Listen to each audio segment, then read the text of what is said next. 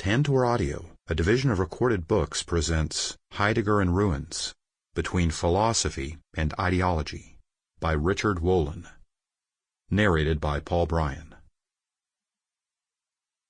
Error of Philosophers. The philosopher believes that the value of his philosophy lies in the whole, in the building, but posterity discovers it in the bricks that he used, and which others will often make use of again for better building.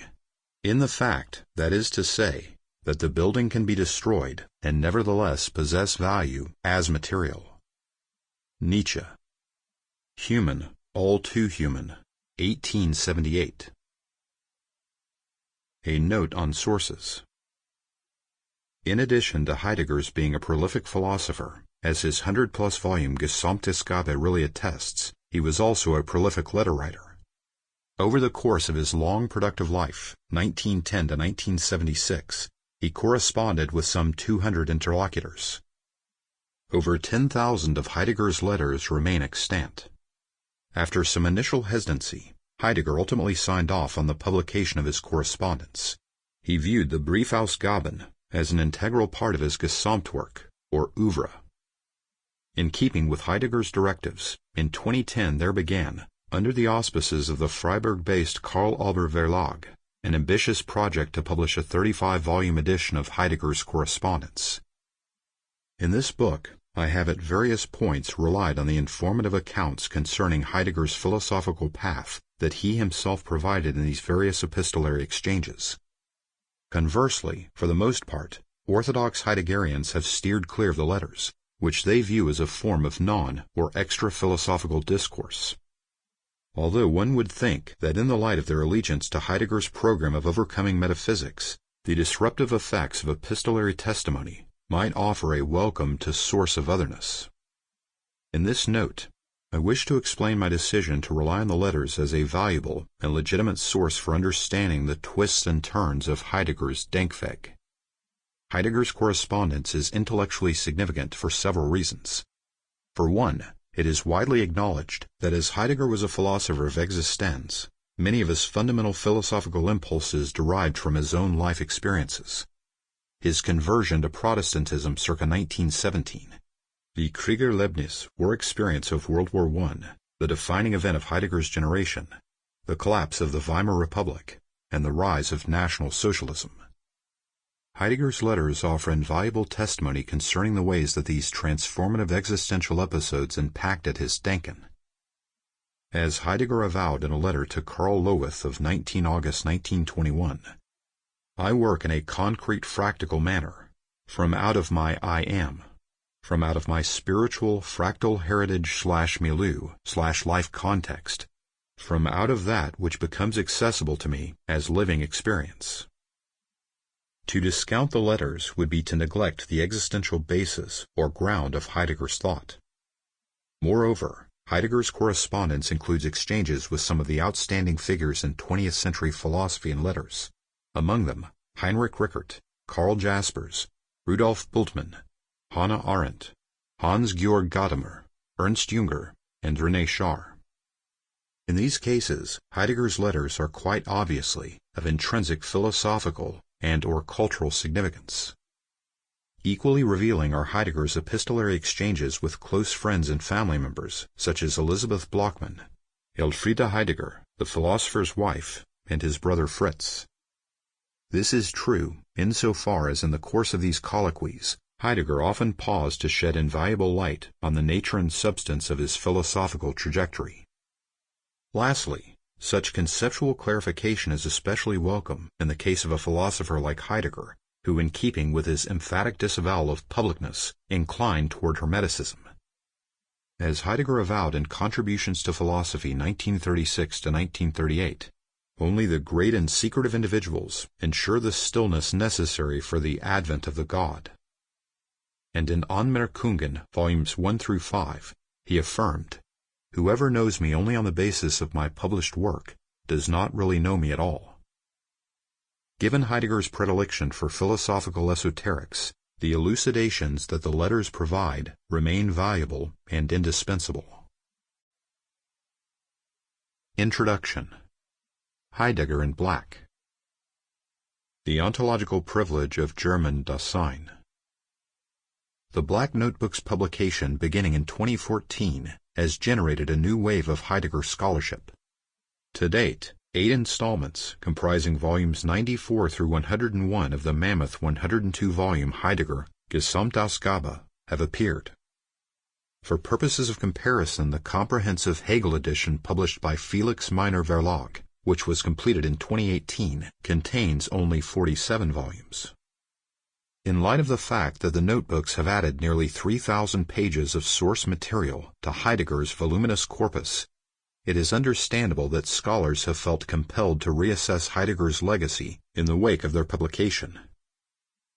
In Poesie der Vernichtung, Literatur in Dichtungen Martin Heideggers Schwarzen Heften, Judith Werner has justifiably characterized the Black Notebook's publication as an earthquake that provoked a far-reaching caesura in Heidegger scholarship. As a philosophical notebook or diary that Heidegger meticulously maintained over the course of 4 decades, from 1931 to 1969, the Black Notebooks are unique. They provide unprecedented insight into the gestation of Heidegger's thought, a meta-commentary that sheds significant light on Heidegger's philosophical development and self-understanding, especially with respect to his turn from existential ontology to the history of being. They are also unique insofar as they vividly document Heidegger's philosophical engagement with the Zeitgeist. The interplay between fundamental ontology and Zeitgeschichte, or the historical present, is on display on nearly every page.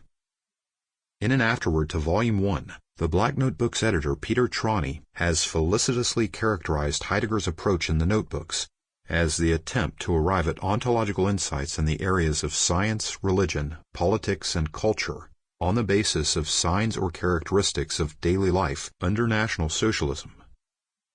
One of the central reasons that the Black Notebook's publication has spurred a reevaluation of Heidegger's legacy concerns the numerous compromising ideological avowals that they contain. Had the assertions in question been extraneous asides, in all probability, Heidegger's philosophy itself would have remained unimpugned.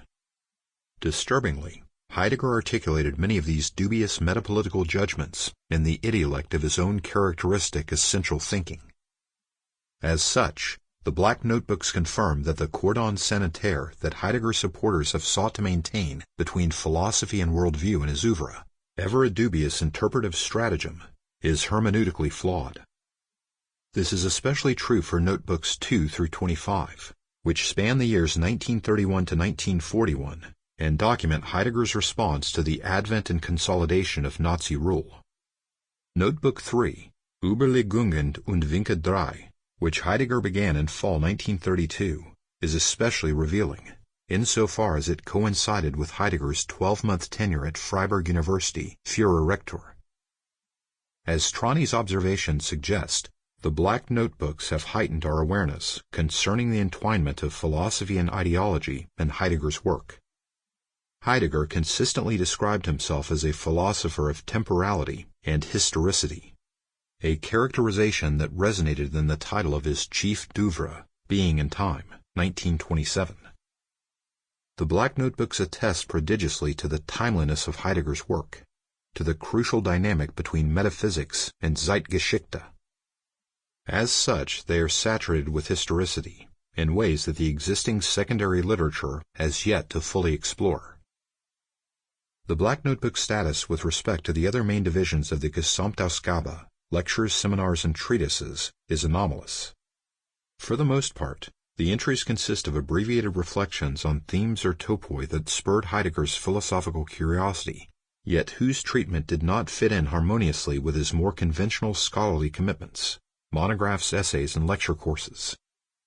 Because of their discursive nature, it would be inaccurate to describe the entries as aphorisms or maxims. As a rule, their intention is not to jolt or provoke the reader, but instead to tentatively elaborate or stake out positions and views. Heidegger himself described the entries as Versuche, experiments or attempts. Although the aperçus that compose the Black Notebooks may seem disjointed and telegraphic in comparison with Heidegger's more sustained philosophical undertakings, they are not unpolished. In fact, Heidegger often returned to earlier entries in order to amend and improve them, which also provides an important clue concerning the high regard in which he held them.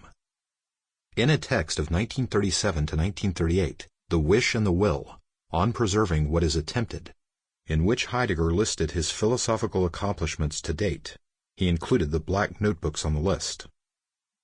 One would be hard-pressed to disagree with Peter Trani and Andrew Mitchell's conclusion that Heidegger considered the black notebooks groupable with the selected best of his philosophical authorship. Another indication of the notebook's importance for Heidegger was that he earmarked them to appear as the final 9 volumes of his mammoth collected works edition, and hence as the crowning achievement of his philosophical life's work.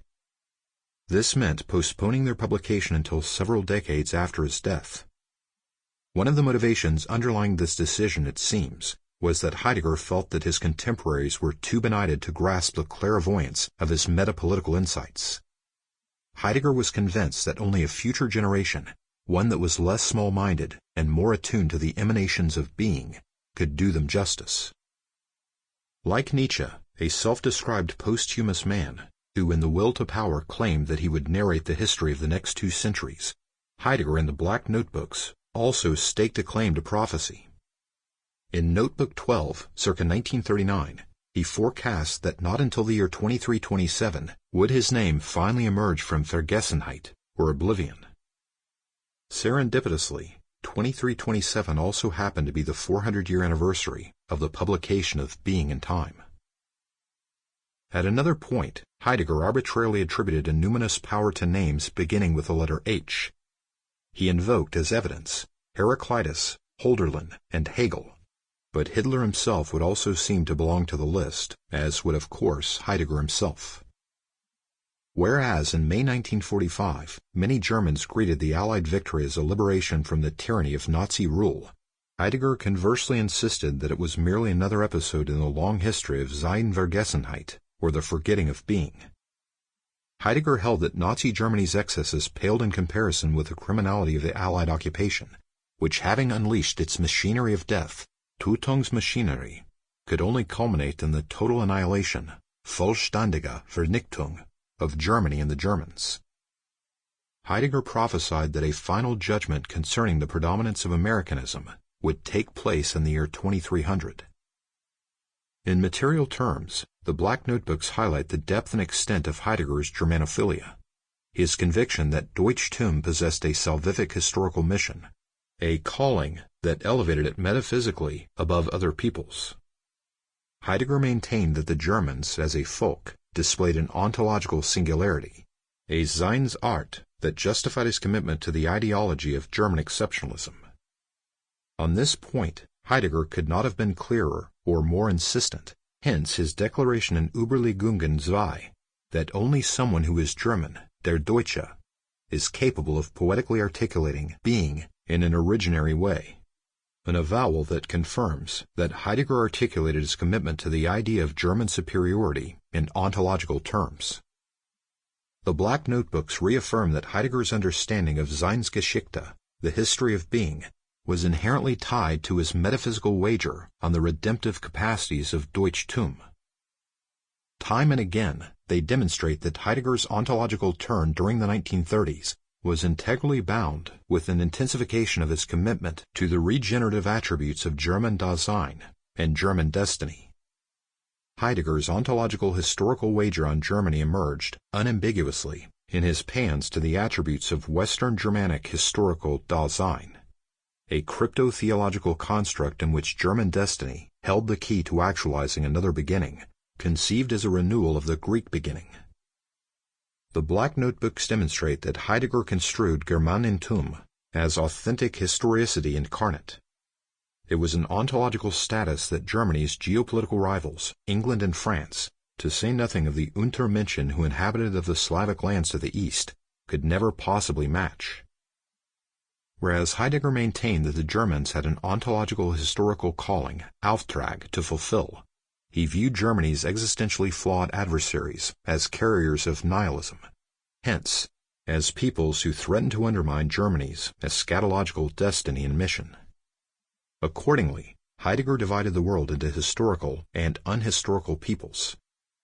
Whereas Heidegger exalted the Germans as the most metaphysical of peoples, he disqualified Germany's geopolitical enemies, Feinde, as devoid of historicity. Thereby, Heidegger summarily consigned them to the purgatory of Seinsvergessenheit, or the oblivion of being. The cosmopolitan spirit was entirely alien to Heidegger's Denkhabitus. How could it be otherwise given his outsized commitment to the ideology of German singularity? Heidegger discounted universal history as a metaphysical abstraction bequeathed by Enlightenment cosmopolitanism. Conversely, he maintained that the essential carriers of history were Völker, or individual peoples. This conviction confirms Heidegger's status as a folkish thinker. Heidegger's fidelity to the ethos of German exceptionalism predisposed him to accept Carl Schmitt's infamous Freund/Feind, friend/enemy opposition. In The Concept of the Political, 1927, Schmitt exalted war as the ultima ratio of great politics.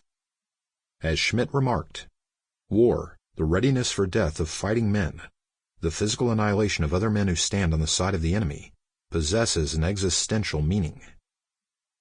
Following the Nazi seizure of power, Schmitt's friend/enemy antithesis assumed more tangible and immediate contours in Heidegger's eyes. Hence, in Heidegger's 1934 seminar on Hegel's philosophy of right, he engaged intensively with Schmitt's The Concept of the Political, in agreement with Schmitt's view that it is the assimilated Jew who is the true enemy, wahrer Feind. Heidegger identified German Jews as the inner enemy par excellence, a corrosive presence that threatened to undermine the unity of the Volksgemeinschaft. Accordingly, in On the Essence of Truth, 1933 to 1934, Heidegger expressed his deep-seated fear that the inner enemy may graft himself onto the innermost root of a Volk's existence in order to oppose its innermost essence.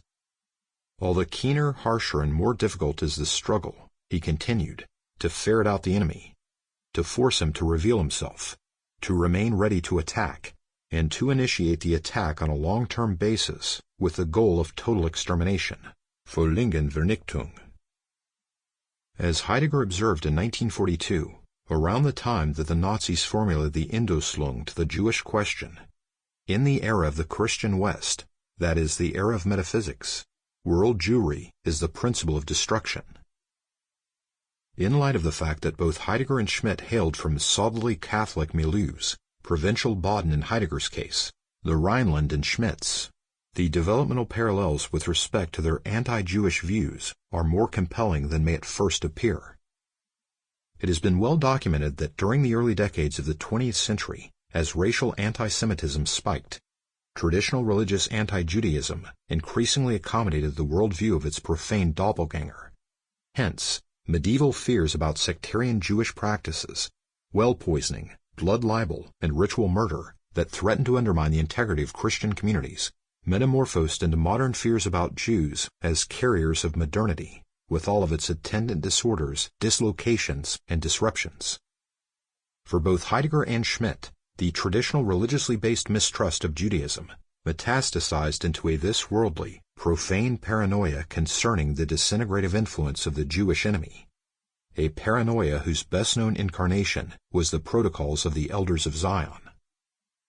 In response to Karl Jasper's skepticism about the existence of a Jewish world conspiracy, Heidegger demurred, insisting, there really is a dangerous international alliance of Jews. In Political Theology 1922, Schmitt argued that all modern political precepts are merely secularized variants of what were originally theological concepts. The same may be said for the momentous transition from traditional anti-Judaism to modern anti-Semitism. Here, too, there is a dialectic of secularization at work. The idea that the salvation of the modern world is contingent on the elimination of Jewish influence, an idea that was central to the ideology of redemptive anti-Semitism, is a manifestation of political theology in a modern setting. As Raphael Gross has shown in Carl Schmitt and the Jews, Schmitt's polemical indictments of parliamentarianism, normativism, universalism, and cosmopolitanism express Schmitt's deep-seated fears of post-emancipation Jewish domination. Schmitt's anxieties culminated in his overwrought condemnation of Jewish Bodenslosigkeit, rootlessness, in his Grossraum writings of the early 1940s. As Schmidt declaimed, the real misunderstanding of the Jewish folk with respect to everything that concerns soil, Boden, land and territory is grounded in its style of political existence. A nation's relation to its soil, Boden, determined by its own work of colonization and culture, and by the concrete forms of power that arise from this arrangement, is incomprehensible to the spirit of the Jew.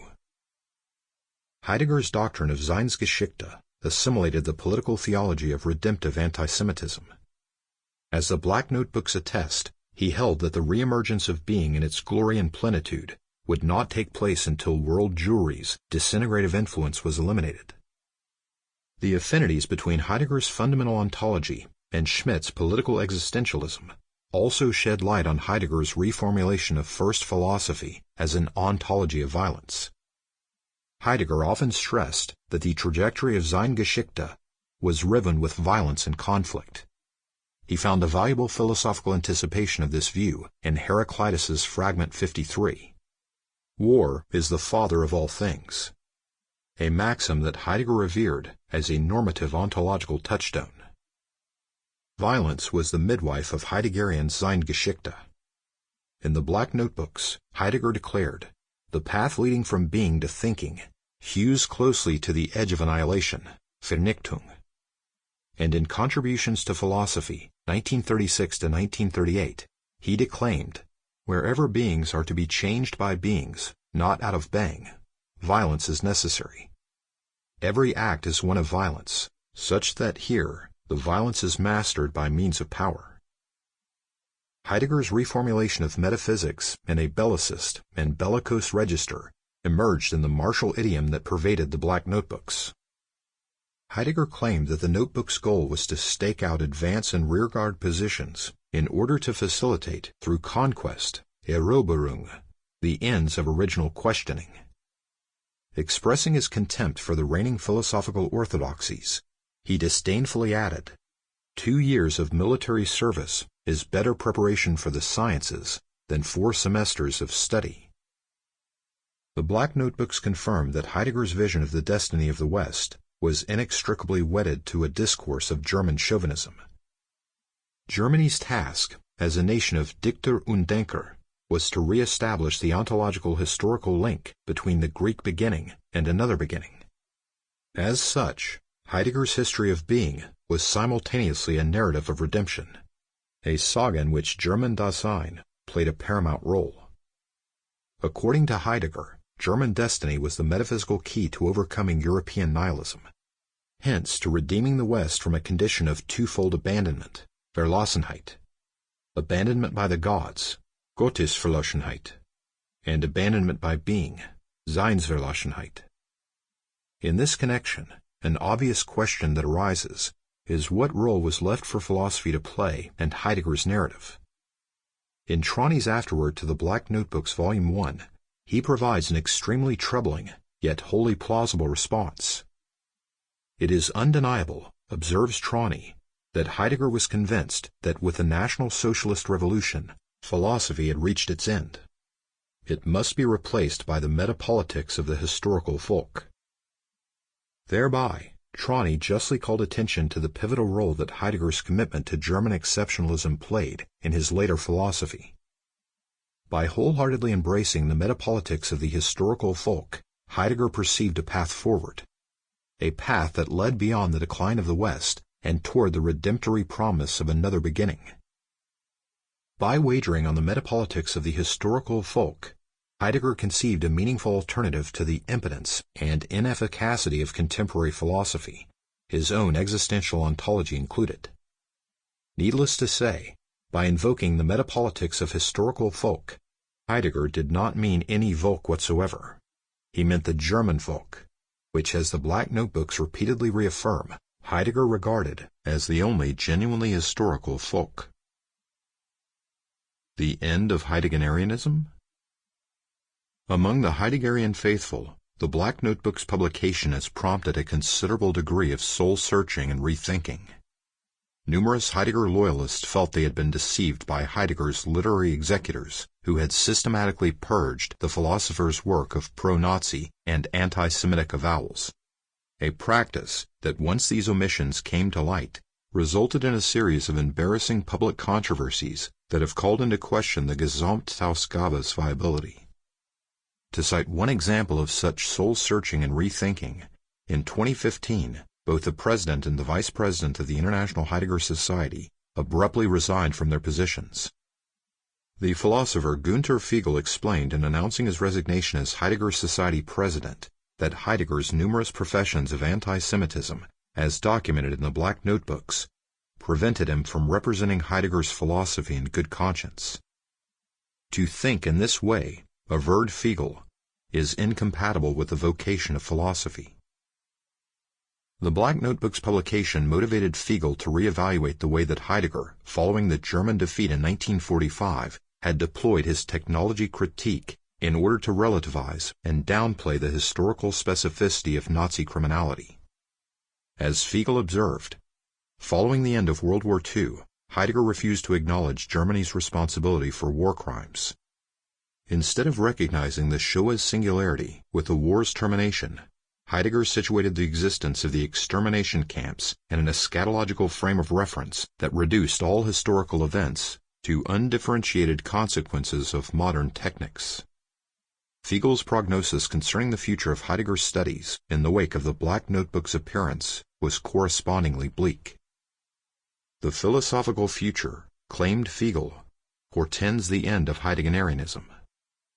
Shortly thereafter, the president of Freiburg University, where Heidegger had taught for 4 decades, announced the university's plans to decommission the Lehrstuhl, or academic chair, that had been named in Heidegger's honor. Fiegel's misgivings with respect to Heidegger's betrayal of the vocation of philosophy amounted to a de facto admission that Heidegger's critics had been correct all along, that the affiliations between Heidegger's Denken and the German ideology of the 1920s and 1930s were intrinsic rather than ephemeral and contingent. Otto Pogler, arguably Heidegger's foremost German interpreter, had already raised the specter during the 1990s when he inquired, was it not through a definite orientation of his thought that Heidegger fell, and not merely accidentally, into the proximity of National Socialism without ever truly emerging from that proximity? Nevertheless, not all of Heidegger's disciples have responded to the Black Notebooks publication with the combination of forthrightness and indignation displayed by Fiegel. Instead, there have been numerous attempts to rationalize and discount Heidegger's more objectionable transgressions in the interest of restoring Heidegger's studies with the greatest possible speed to the status quo ante. The Italian philosopher and former Heidegger student Giorgio Agamben established a precedent for many of the apologetic discussions of the Black Notebooks in a 2015 interview with the French weekly L'Obs. What took readers aback was not merely Agamben's efforts to trivialize Heidegger's various pro-Nazi claims and assertions, but his sympathy for the discourse of European anti-Semitism, whose decline Agamben seemed openly to mourn.